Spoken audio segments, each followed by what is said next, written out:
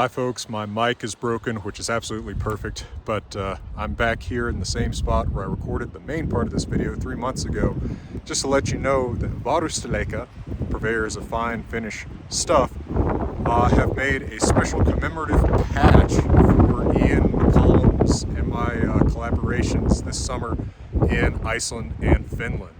Because we attended Finnish Brutality 2022 together and also spent a lot of time in the land of puffins making videos for both of our channels, we have a patch designed by Justin Baird, who also made my new logos for Puffin Brutality. So you can pick up an exclusive Puffin Brutality patch from Varusteleka, who make a lot of great gear, including most of what I'm wearing right now except my hat, backpack, and boots. They made these gloves, this shirt, tactical jeans, socks, this backpack with some other patches. I love the Raven patch.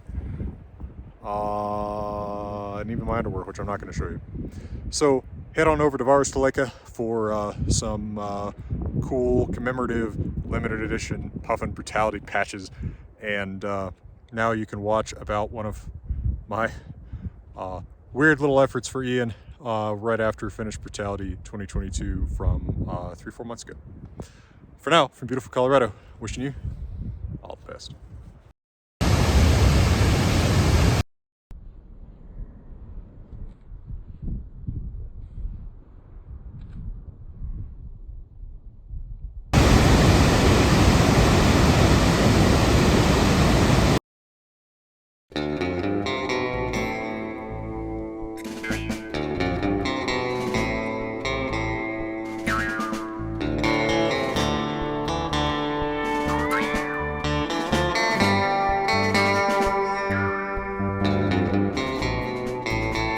After competing in Finnish Brutality 2022 in early September and placing 82nd of 134, I was pretty happy with that for my first Brutality match. I happened to be hanging out with Ian McCollum and some of the other participants and people from Varusteleka at Sotima, the bar and cafe that's at the Varusteleka establishment. And I was I don't know, talking about language one way or another, and the idea came up from Ian himself, I believe, that I ought to write a skaldic praise poem for the occasion. Now, the praise poems that we see in sagas are usually pretty occasional in the sense that they commemorate something particular. They set up some, specific thing that's being remembered, not just a sort of general so-and-so is great. And they often feature some kind of particular stated audience. So I have a shout out to the particular person I was mostly talking to that evening, Annabelle. So here is my skaldic stanza in praise of Ian. I jokingly titled this an excerpt from Våpen Krist's Dråpa. So the Dråpa, which is a multiple stanza skaldic work for Weapon Christ, obviously Gun Jesus, right? Ian's nickname on the internet. I say jokingly because it's not a dråpa. I didn't write more stanzas. But here's what I did write, and of course you can hear a pretty dramatic sounding version of this at the opening of his first Finnish Brutality recap. Våpen Krister under hesti smaug blauer orlaugu. Nukviður njörður knifskekka, netar sigri þveitum. Berfutta sigur svagri fríð herða tys blíða orva segek sogu, korlenskri frigg skurar. All right. So notice, in our typical skaldic dróttkvæð fashion, the second to last syllable is critical for the poetic structure. In odd lines, 1, 3, 5, and 7, the second to last syllable is going to end with the same consonants as another stressed syllable in the line. So the second to last and last syllable will always form a trochee, right? A stressed followed by an unstressed syllable as part of one word, or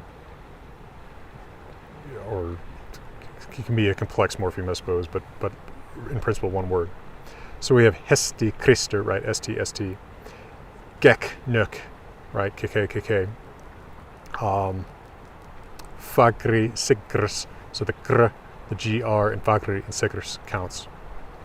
And then sog and seg in line 7. And then in even lines, that second to last syllable has to actually rhyme completely with a stressed syllable elsewhere in the line. So in line 2 we get laug and smaug, and then we get thwait and nate and 4, and blíð and hríð and 6, and skur and kur and 8. And then 2 stressed syllables will alliterate in the odd lines, and then the following even line will start with a stressed syllable that alliterates back with those 2 from the preceding odd line. Note that any vowel alliterates with any vowel, and vowels alliterate with V and J. So in 1 to 2 we have vopen, undir, on, so it's vowel alliteration. Then in 3-4 we have nuk, njörð, nate, so in alliteration. Then in 5-6 we have fut, fagr, fríð, that's F alliteration. And then in line 7-8 we have seg, sog, and then I should have started with a word that started with an S in line 8, and I failed to notice that I didn't. However, the fact that I failed to notice that is completely consistent with what actually happens in real skaldic poems. There's always something that goes a little bit wrong, so I'm perfectly happy with it anyway. So what does this all say?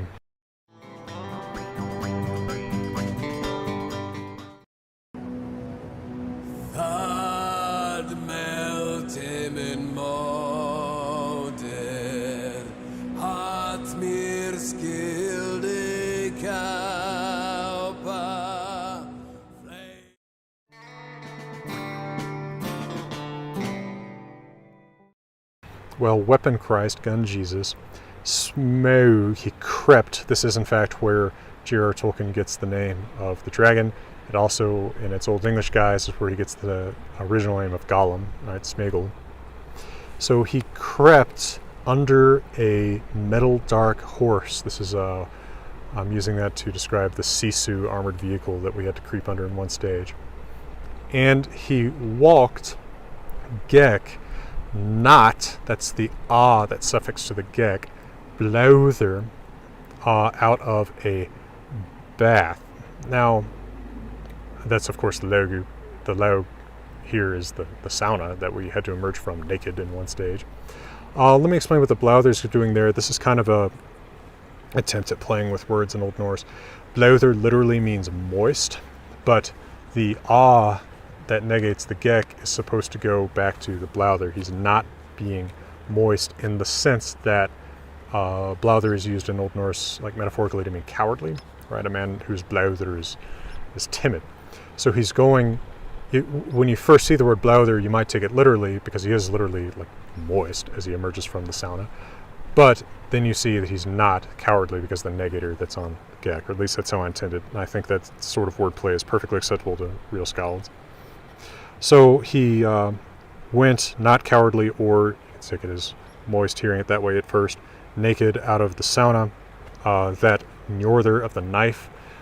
This is often how kennings are made for men, right? You use the god's name and then, of a weapon.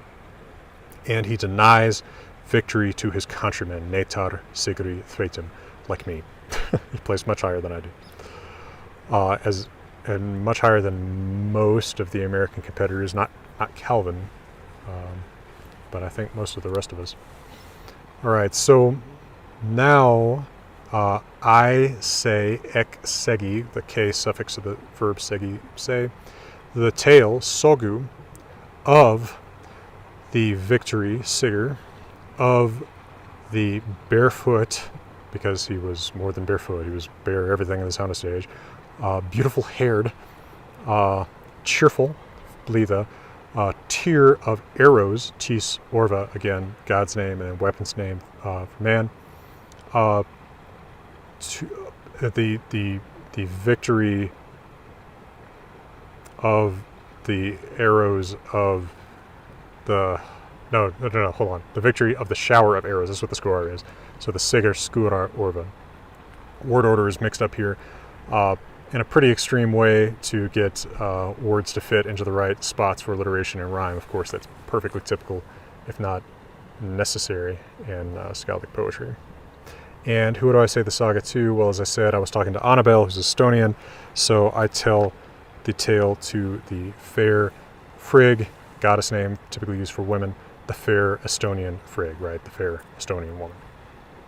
So that is my skaldic stanza in praise of Gunjesus, Weapon Christ, Ian McCollum, and I hope you've enjoyed it, and I look forward to hopefully having a chance to add to Våpenkrigsdrapa at the next Finnish Brutality in 2023. Well, for now, from my homeland in beautiful Colorado, I'm wishing you all the best.